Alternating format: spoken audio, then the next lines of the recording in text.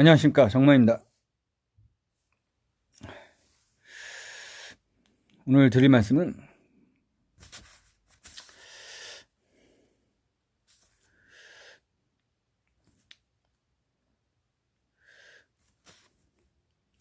공산당 개혁파의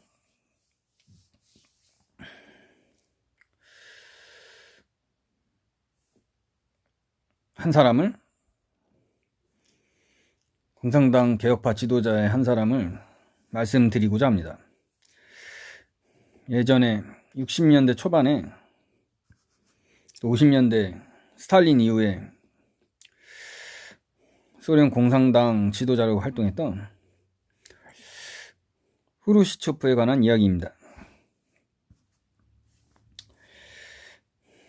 이 후르시초프가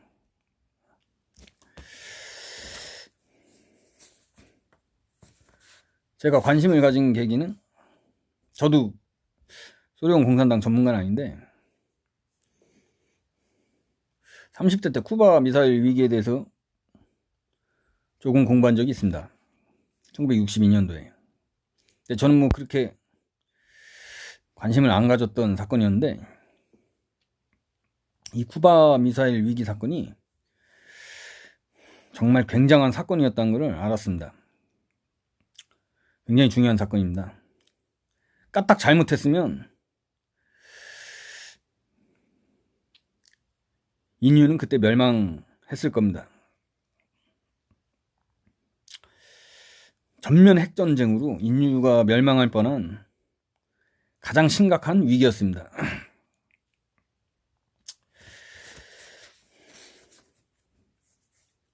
결론부터 말씀드리면 후르시초프가 양보를 했습니다. 그 당시 소련 지도자.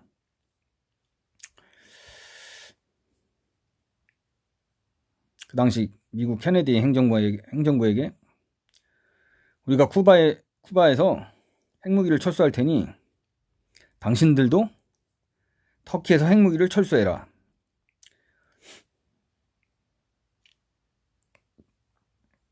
이 조건을 이제 미국도 받아들였는데, 터키에서 핵미사일을 철수한다는 것은 이제 공개적으로 표명을 안 했습니다. 그때 막 선거도 끼어 있고 그래가지고 케네디 미 행정부는 대외적으로 공표는 안 하고 조용히 철수시키겠다는 약속을 후르시초프에게 합니다.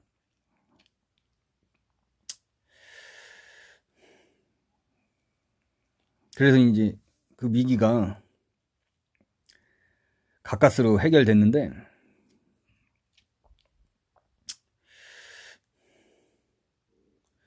미국의 정찰기가 쿠바에 있는 소련의 미사일 기지를 발견해가지고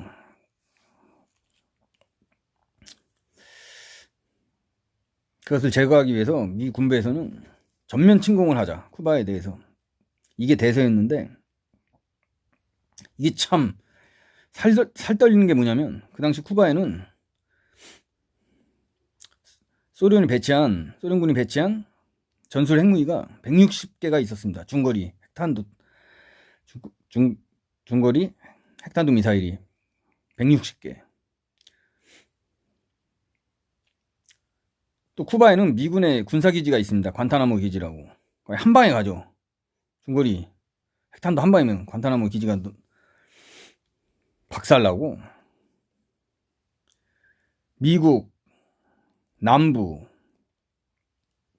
서부의 도시들도 만약 미군이 전면 쿠바 침공을 했다면, 그 당시 쿠바에 있는 소련군도 핵반격을 했을 겁니다. 그럼 완전 핵전쟁이죠. 미국이 가만히 있겠습니까? 소련 본토에 대해서 당연히 공격을 했겠죠. 자기네 본토가 공격받았으니까. 굉장히 무서운 겁니다. 이게 살 떨리고. 그 당시 쿠바에 핵미사일이 160기가 있었다는 거. 중거리 핵미사일이.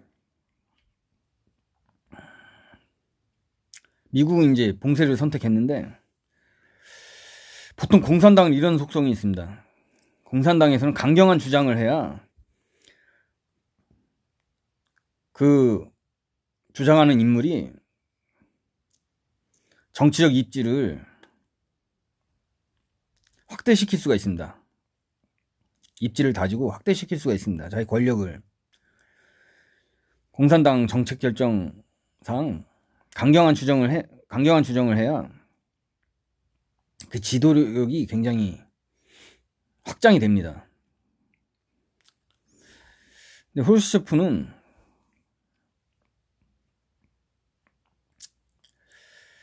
이 2차 세계대전을 철저히 경험했는데 전쟁의 잔혹함을 굉장히 신중한 판단으로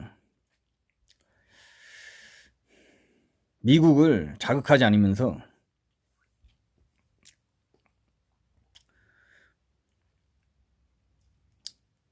먼저 양보함으로써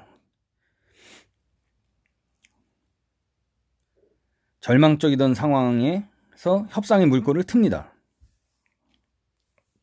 결국 소련 공산당 내부에서 굉장히 비판을 받고 후르시초프는 2년 뒤에 실각합니다. 완전히 정치적 실권을 잃어버립니다. 그 다음부터 이제 브레즈네프 시대죠.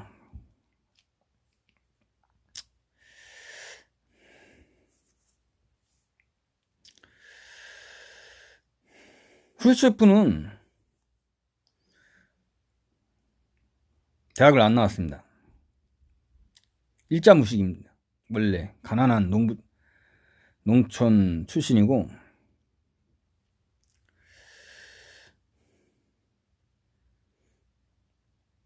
글을 20대 후반에 깨쳤다고 합니다. 20대 후반에 농사도 짓고 뭐 주로 이제 20대 때는 광산 노동자를 했습니다. 광산 학교를 다녀서 어느 정도 전문 기술을 배웠다고 하는데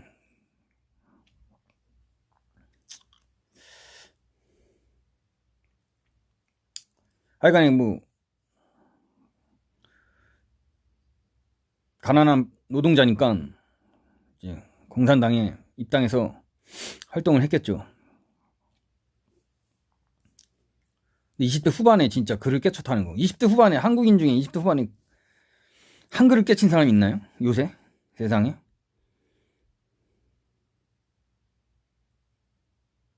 육, 70년대라도 상상할 수 없는 일 아닙니까? 우리나라의 경우를 이제 따졌을 때도 후르츠프는 굉장히 삶에 대한 풍부한 철학, 노하우, 감수성이 많았던 것 같습니다. 만약 그 당시 62년 쿠바 미사일 위기에 있어서 강경한 성향의 소련 공산당 지도자가 후르시초프 대신 그 당시 상황을 주도했다면 상상만 해도 끔찍합니다.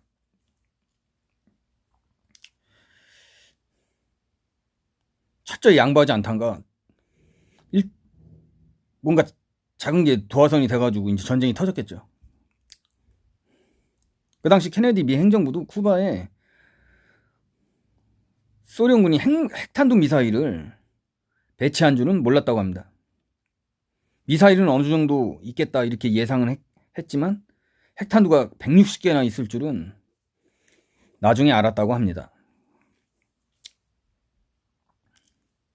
그 당시 미국이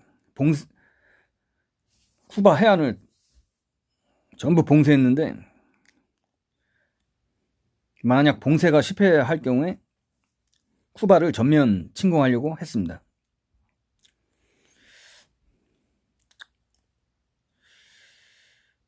참으로 무서운 위기였습니다. 그 당시 소련의 지도자인 후르시초프의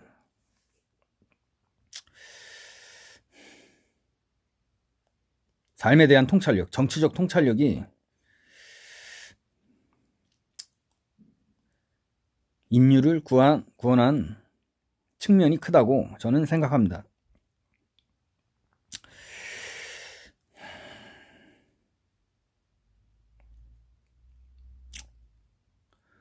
이 후르시초프가 또 이해하는 데 또 하나의 중요한 사건이 있습니다. 1956년 소련 공산당 대회, 제20차 소련 공산당 대회 때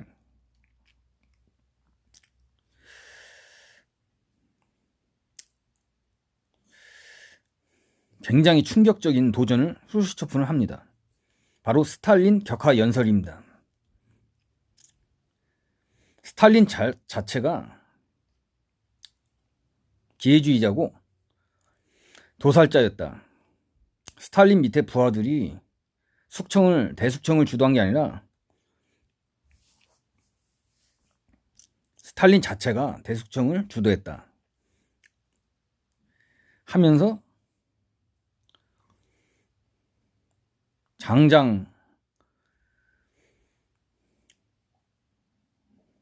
3시간 넘게 스탈린을 격하 비판합니다. 그 대회장에 있었던 소련 공산당 간부들이 충격과 공포의 도가니로 변했습니다.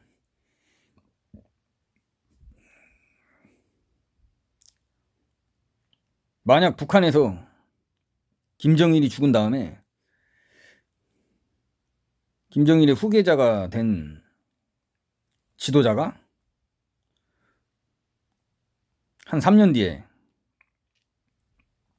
김정일을 격하시키고 비판한다. 이게 상상이 되십니까? 굉장히 어렵죠. 목숨을 걸어야 하고. 거의 스탈린도 그 당시 50년대 거의 신격화되었던 지도자였는데 이 상황에서 후르시초프는 굉장히 모험적인 정치적 승부수를 던졌던 것입니다. 물론 어느 정도 그 공산당 지도부에 양해를 얻고 한 것이지만 스탈린식의 그 교조주의적 공산주의 사상에 빠져있는 그 당시 공산당 간부들에겐 굉장히 충격이었습니다.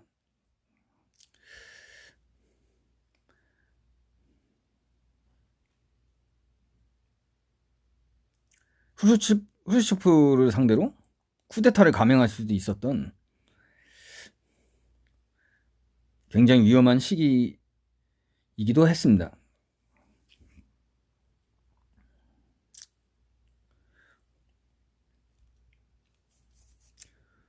만약 연설 중에 격하게 후르시초프의 비판에 격분해서 아예 단상을 올라간다든지 어떤 세력이 막 무력으로 회의장을 장악한다든지 이런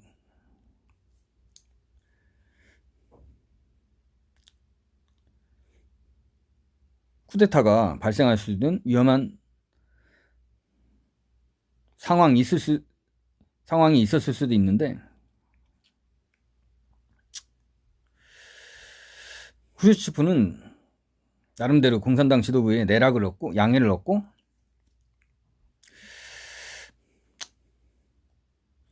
진실을 얘기했기 때문에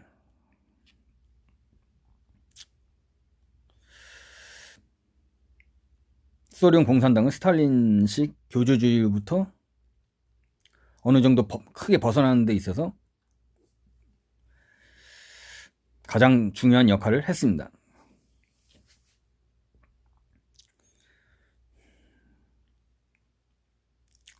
이 후르시초프의 이 소련 공산당 20차 대회 연설은 다른 나라의 공산당에게도 굉장히 큰 영향을 주었습니다.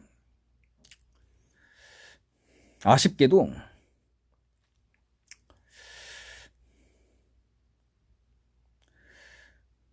북한에서 이제 김일성이 반대하는 연합파가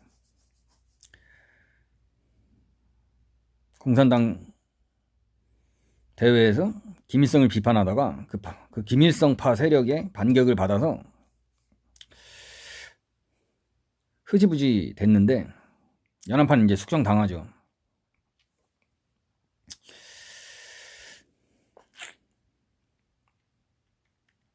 그 당시 김일성파가 몰락했다면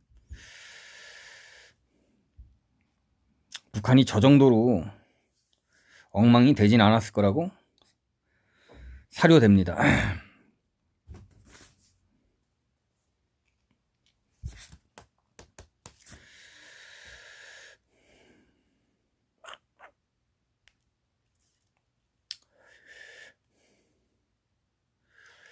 우리나라에서는 아직 후르시초프에 대해서 제대로 연구가 아직 안 되어 있는 것 같은데,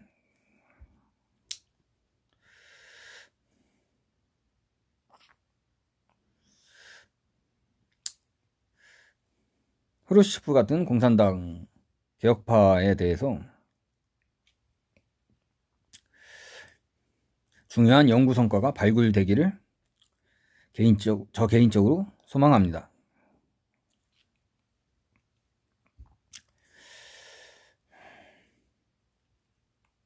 어떤 정치 지도자는 어떤 큰 위기가 있을 때 정말로 그 정치 지도자의 진가가 발휘됩니다. 진정한 가치.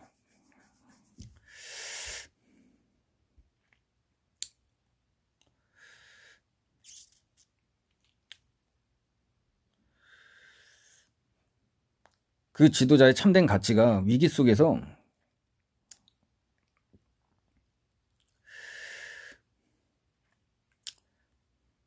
현출되는데,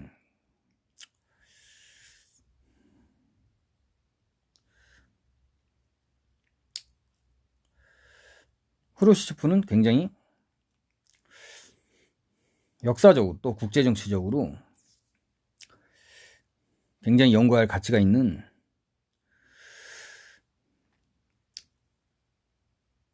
중요한 정치 지도자라고 생각합니다.